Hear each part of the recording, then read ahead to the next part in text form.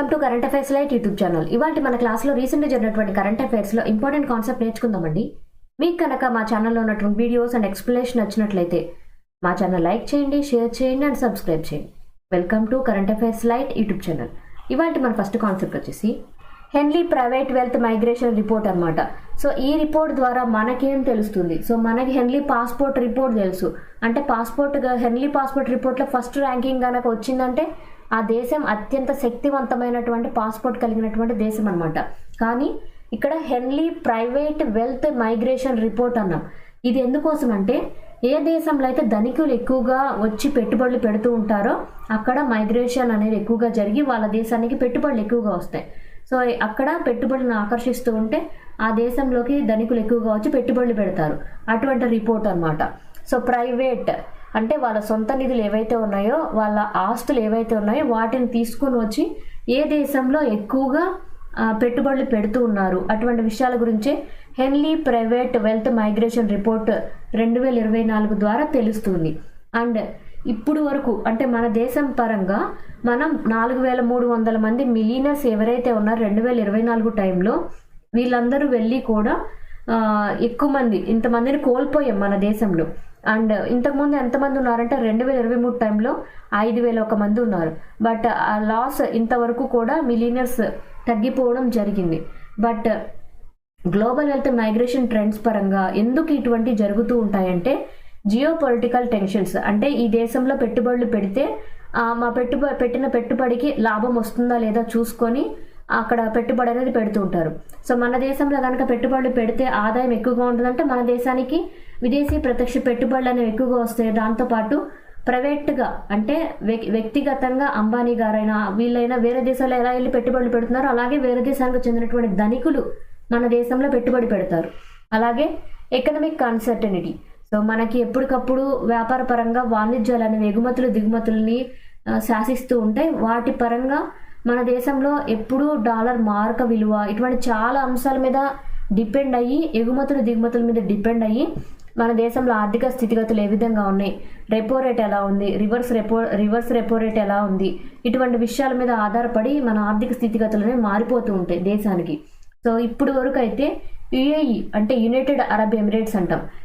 United Arab ఎమిరేట్స్కి మన దేశంకి సంబంధించినటువంటి మిలీనియర్స్ ఎవరైతే ఉన్నారో వాళ్ళందరూ కూడా అక్కడికి వెళ్ళి పెట్టుబడులు పెట్టడానికి ట్రై చేస్తున్నారు. ఎందుకంటే నియర్లీ 6700 మంది అధిక ఆదాయం కలిగినటువంటి ఎవరైతే ధనికులు ఉన్నారో వాళ్ళు 2024 టైంలో యుఏఈకి వెళ్ళి పెట్టుబడులు అనేవి పెట్టడం జరిగింది. సో ఇక్కడ వాళ్ళు ఎందుకు చేస్తున్నారంటే ఆ దేశాల వాళ్ళ కొన్ని వెసులుబాట్లు కల్పిస్తారనమాట. Like zero income tax policy. అంటే ఇన్కమ్ ట్యాక్సే చెల్లించకుండా వాళ్ళు అక్కడ వ్యాపారాన్ని చేసుకోవడానికి యుఏఈ వాళ్ళు కొంత దేశాల పెట్టుబడులు పెడతామని వచ్చిన వాళ్ళకి వాళ్ళు ఇస్తూ ఉంటారు. మా దేశానికి ఇన్కమ్ ట్యాక్స్ కట్టకపోయినా పర్లేదు, మీరు వచ్చి మా దేశంలో వ్యాపారం చేసుకోండి అని. అండ్ దాంతోపాటు గోల్డెన్ వీసా ప్రోగ్రామ్స్, వాళ్ళకి కనుక అక్కడ ఉండాలి అనుకుంటే గోల్డెన్ వీసా ఇస్తూ ఉంటారు.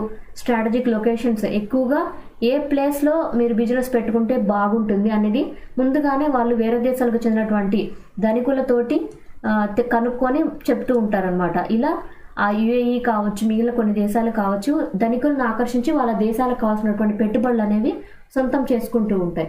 సో ఇప్పుడైతే మన దేశం నుంచి ఎక్కువ మంది మిలియనర్స్ కూడా తగ్గిపోయి వేరే దేశాల్లో పెడుతూ ఉన్నారు. అంటే మన దేశంలో పెట్టడం కన్నా వేరే దేశాలకు వెళ్ళి పెట్టుబడులు ఎక్కువగా పెడుతూ ఉన్నారు.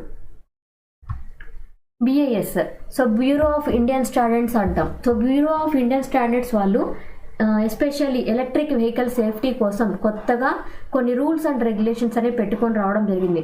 ఎందుకోసం అంటే ఎలక్ట్రిక్ వెహికల్ సేఫ్టీ పరంగా కొన్ని కొత్త రూల్స్ అనేవి తీసుకుని వచ్చారు. సో ఇలా రూల్స్ అండ్ రెగ్యులేషన్స్ పెట్టడం ఎందుకోసం అంటే సుస్థిర అభివృద్ధి కోసం. అంటే ఇక మీదట మనకి ఎలక్ట్రిక్ వెహికల్స్ అనేవి బెటర్గా అందరికీ సేవల్లోకి రావాలని. And environment friendly. మనం ఎప్పుడైనా సరే ఎలక్ట్రిక్ వెహికల్స్ అని చెప్తూ ఉన్నామంటే మనకు ఉన్నటువంటి పెట్రోల్ డీజిల్ వనరులు ఏవైతే ఉన్నాయో అవి తగ్గిపోతూ ఉన్నాయి. మన ఫ్యూచర్ మొత్తం కూడా ఎలక్ట్రిసిటీ మీద ఎన్విరాన్మెంట్ పొల్యూషన్ తగ్గించాలి కాబట్టి ఎన్విరాన్మెంటల్ ఫ్రెండ్లీగా ఉండేటువంటి వెహికల్స్ మీద ఆధారపడబోతున్నాం.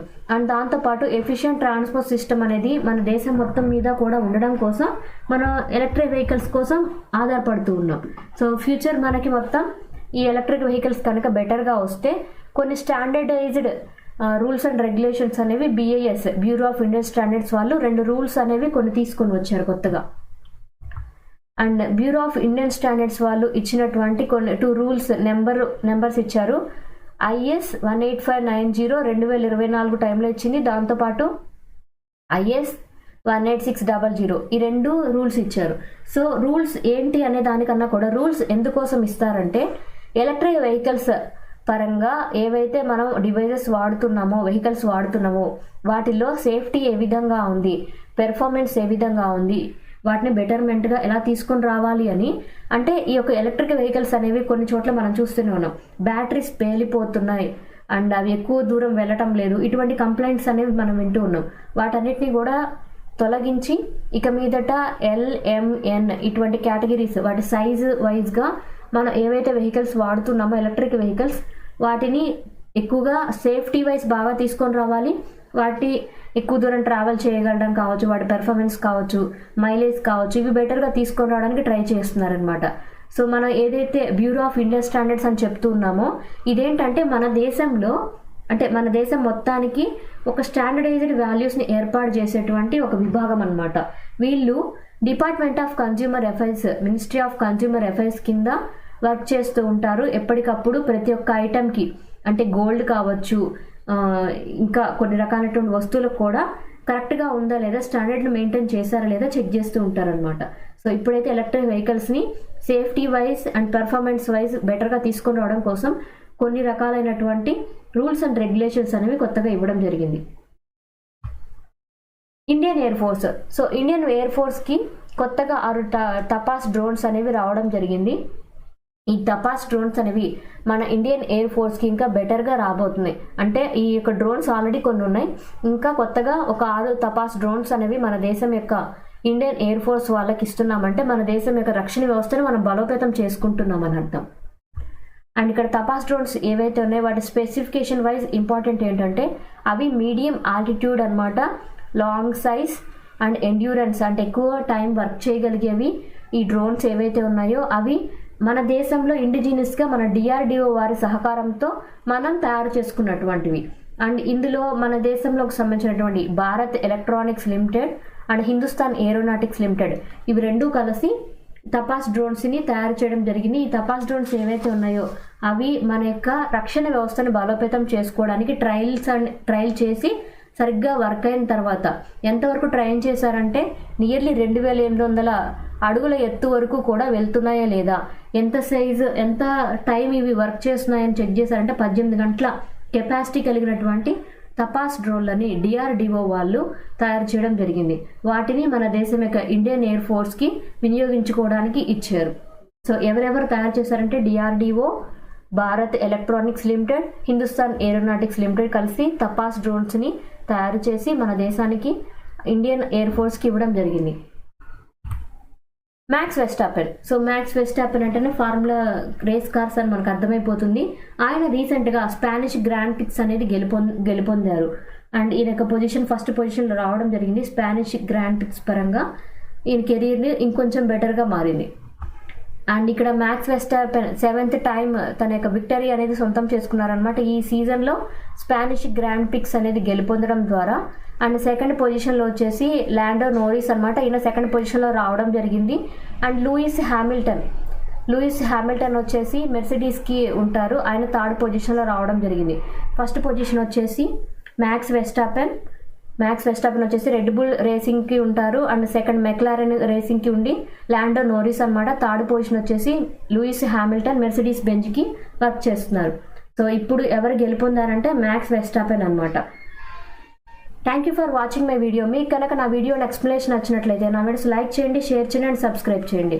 మీకు నా వీడియోస్ ఏ విధంగా అనిపిస్తున్నాయో నాకు కామెంట్ సెక్షన్లో తెలియజేయండి. Thank you for watching my video. Thank you.